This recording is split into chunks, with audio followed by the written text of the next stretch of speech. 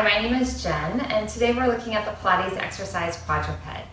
Quadruped goes by a lot of different names. Some people refer to it as a bird dog, and in Elise Miller's Yoga for Scoliosis book, she refers to it as Point Stabilization.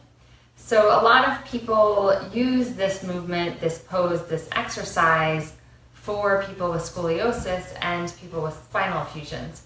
I really like it because, again, like naturally, it's just done in a neutral pelvis, neutral spine, and there's a lot of actions that take place. There's weight bearing, there's balance, and there's a lot of core stabilization.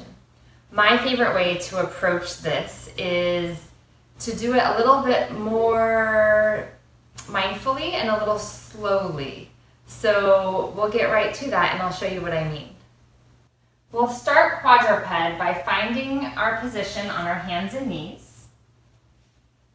And we'll try to line up our shoulders right over our wrists and our hips right above our knees.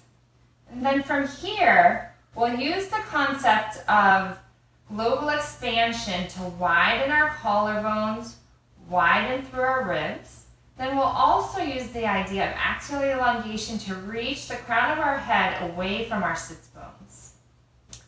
Then we'll slowly, without changing the shape of our spine, move the right leg back. Keep the toes tucked under. Move the left fingertips forward. And then float everything off of the ground.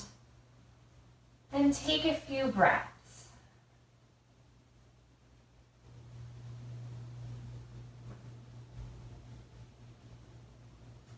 And then you'll do the same on the left. Move the left foot back. Reach the right fingers forward. Float everything off.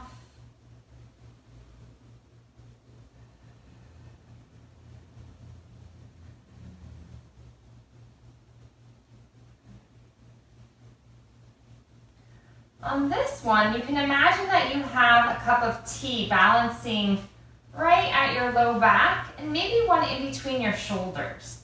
So you don't want these 2 cups of tea to spill at all. So as you move the leg back, you stay really mindful of staying calm, balancing those cups of tea. You reach your left fingers forward and then you float everything up and nothing changes. There's no splashes out of those teacups.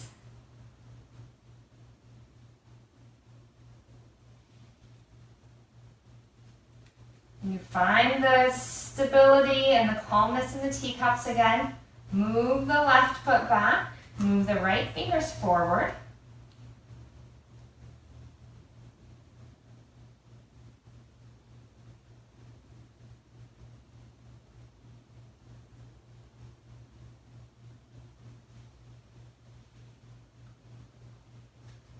If you have trouble with moving your hand and your arm to be aligned with your ear, you may also try to turn the palm towards the center of the body.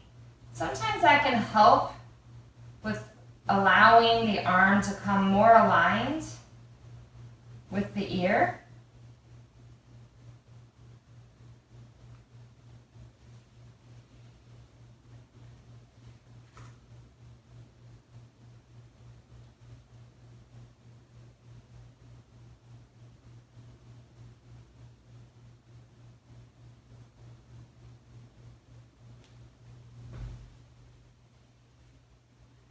Now, if you know where you have concavities or areas of collapse, this whole time you're going to think about how those areas are expanding.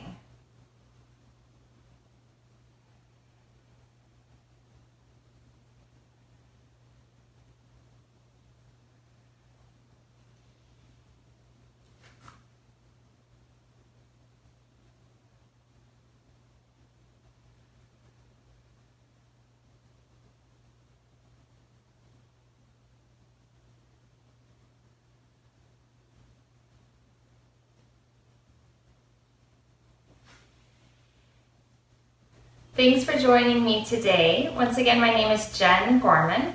I'm a patient, advocate, and teacher for people with spinal fusions and scoliosis. I teach Pilates and yoga, and I'm also a personal trainer. If you'd like to find out more about me, you can find me at scoliosisandbackcare.com. Thanks so much.